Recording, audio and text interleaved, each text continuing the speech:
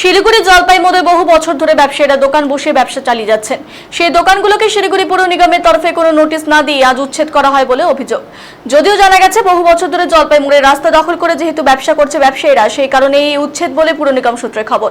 এদিকে এই দোকানগুলোর ওপর নির্ভর করে বহু পরিবার জীবিকা নির্বাহ করছে, তাই আগে ভাগে পুর নিগমের নোটিশ না পাওয়ায় ব্যবসায়ীরা স্বাভাবিকভাবেই শিলিগুড়ি পুর নিগমের উপর একরাশ ক্ষোভ প্রকাশ করেন।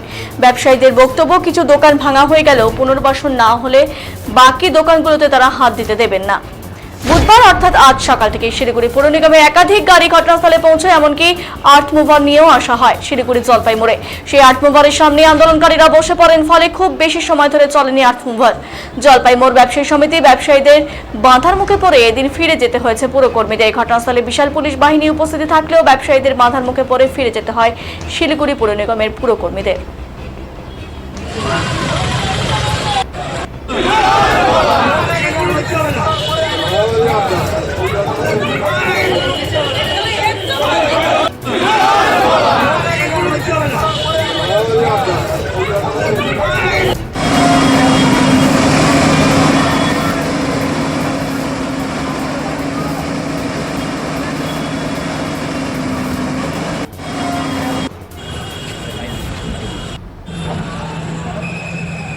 ইতিমধ্যে না না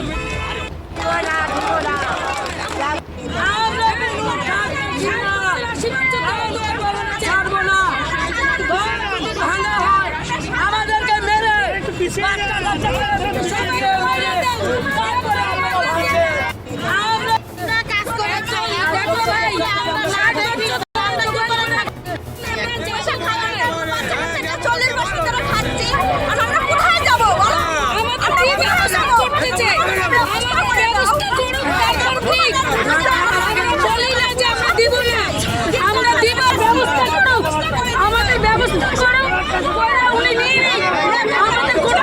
আপনাদের কোনো নোটিশ দেওয়া হয়েছিল?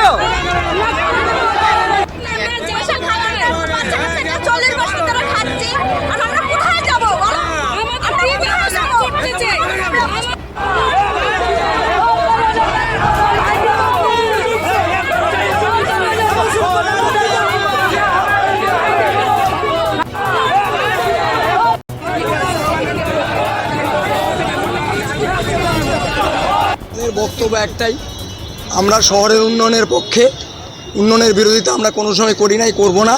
কিন্তু সব কিছু মাননীয় মেয়র আমাদেরকে বলেছেন, কোনো জায়গায় কোনো অসুবিধা হলে আলোচনার টেবিলে বসে সমস্যার সমাধান করা হয়।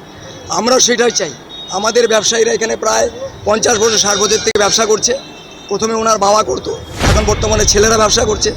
কিছু কিছু পরিবারে তাদের স্বামী নেই, স্ত্রীরা ব্যবসা করছে, মহিলারা। আমরা একটা জিনিসই চাই, আমরা কোনো উচ্ছৃঙ্খল আচরণ করতে চাই না। আমরা চাই, আমাদের এখানে কোনো নোটিশ করা হয়নি, নোটিশ ছাড়া ভাঙতে এসছে। আমাদের একটাই বক্তব্য, আলোচনা করুক, ড্রেনের উপরে একটা নির্দিষ্ট একটা সীমানা আসুক। ড্রেনটা ন্যাচারালি চলছে, ড্রেনের পিছন দিকে কোনো গার্ডওয়াল নেই, একটা সাইড খালি রোডের সাইডে আছে। পিছন দিকে নির্দিষ্ট ড্রেনটা কতটুকু ওয়াইড হবে সেটা আমাদেরকে বলুক। আমরা স্বেচ্ছায় সেই জায়গাটা ছেড়ে দিয়ে পিছনে সরে যাই। যতটুকু জায়গা থাকবে সেই জায়গাটা আমাদের বসতে দেওয়া হয়। আমরা কোনো সংঘাত চাই না। আমরা মাননীয়ের প্রতি প্রচণ্ড আস্থাশীল। উনি আমাদেরকে বারবার বলেছেন সমস্ত সমস্যার সমাধান উনি আলোচনার মাধ্যমে করবেন। আমরা আশাবাদী ওনার সঙ্গে আলোচনার মাধ্যমে আমাদের এই সমস্যার সমাধান হয়ে যাবে। বাবজাকে মিটিংয়ে গেছি, সব করছি, বাবজাকে বিয়ে হইল, তাও দেখছি গেছি, কিছু দিল, স্বামী মারা গেল, বিরাট বেশি পাই না, বুড়াট বেশি পাই নাই, সবাইকে দিতেছে, আবার কিছু দিতেছে না। এই বাবজাকে রুটি চাই,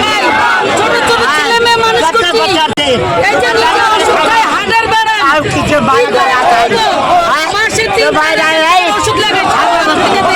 বুড়া মানুষ কোথায় যাবো, বুড়া মানুষ কোথায় যাবো, কোথায় যাবো, আর ছেলে ভাত খাই খাবে, আমি কি করে খাবো, চোরি ঢোকাইছি, আর কে করবো?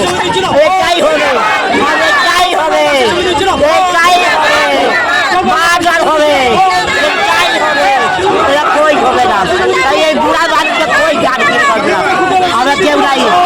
ছোট ছিলাম বাচ্চা, তখন থেকে ভোটে যাইছিলাম আমি, আপনি ভুলে গেছি, হ্যাঁ ভুলে গেছি। আপন পাড়া কিছু ছিল না, পুরা ফেলাইতে ছিল। নতুন থেকে আমি দোকানদার করছি, আই নতুন পাড়া উঠছে, আই নতুন পাড়া উঠছে। নতুন পাড়া কিছু ছিল না, কিছু ছিল না। আমি একা ছিলাম, একা দিতে একা দিতে পুরা মরলো। আমার দিকে ছেড়ে গেল, কেউ নাই। আমি এক্ষুনি ঢেকিয়া তুলে সারা দোকানদার যে পয়সা মাগে ঢেকিয়া কিনে বিক্রি করে তাই খাই। কেউ ছাড়া দেয় না আমাকে, কেউ দেয় না। এইটা ট্রান্সফার করতে হবে, এইটার গালা করতে হবে, করতে হবে। কি বলবো মানুষ না ভাঙলেই ভালো। আমরা গরিব যাবো কোথায়? আমরা গরিব মানুষ, আমরা যাবো কোথায়? খাবো কি? বাচ্চাদেরকে খাওয়াবো কি?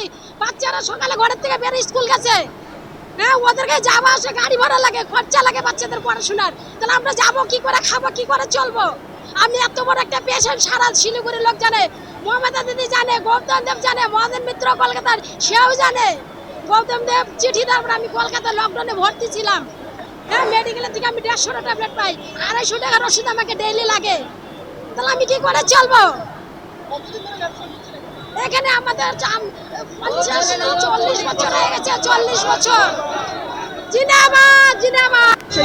না ভাঙলেই ভালো। আমরা গরিব যাবো কোথায়?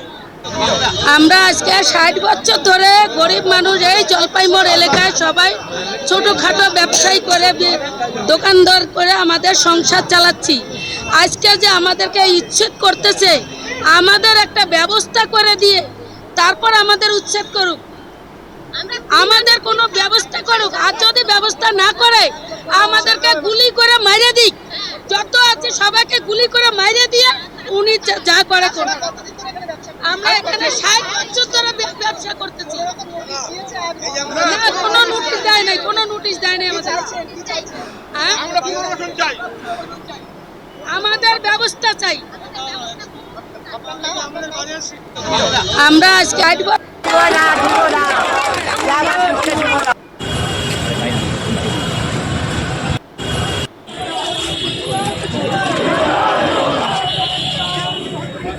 প্রথমত হচ্ছে কর্পোরেশন, রাজ্য সরকার এবং মাননীয় মেয়রের যা উদ্যোগ, যে শহরকে সুন্দর, গতিশীল এবং পুরনো ছন্দে ফিরিয়ে আনার, আমরা তাকে স্বাগত জানাই সর্বতোভাবে।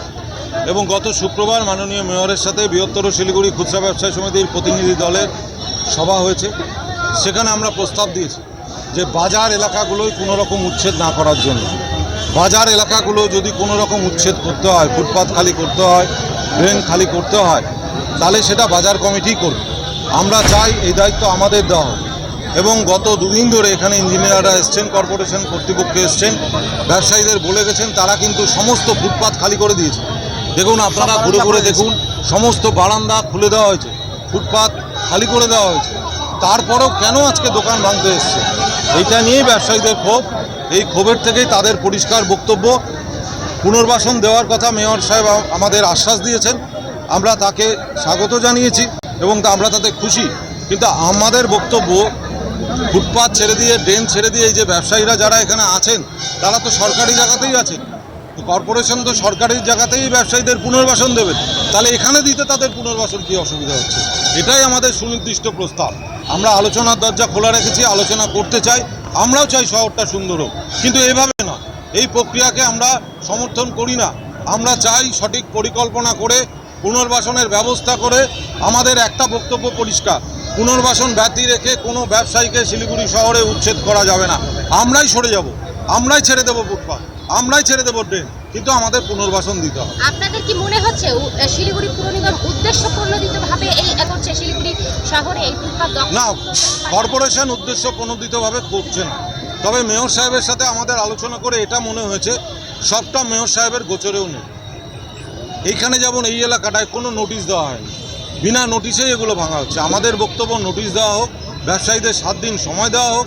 ব্যবসায়ীদের দোকানের জিনিসপত্র নষ্ট হয়ে যাচ্ছে, গরিব মানুষ, সাধারণ মানুষ, প্রান্তিক মানুষ, তাদের এত ক্ষতি করা বোধহয় ঠিক হচ্ছে না। আমরা তো বলছি শহরটাকে সুন্দর করার দায়িত্ব আমরা নিতে চাই, আমাদেরও দায়িত্ব আছে।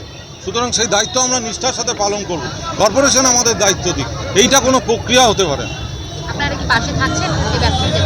আমরা সর্বতভাবে শিলিগুড়ি শহরে সমস্ত 37,000 খুচরা ব্যবসায়ী আছে, আমরা সকলের পাশে আছি এবং আগামী দিনে যদি এই প্রক্রিয়া না হয় তাহলে আমাদেরও বৃহত্তর শিলিগুড়ি খুচরা ব্যবসায়ী সমিতিকেও ভাবতে হবে, আমাদেরও রাস্তায় নেমে আন্দোলনের পথে যেতে হবে।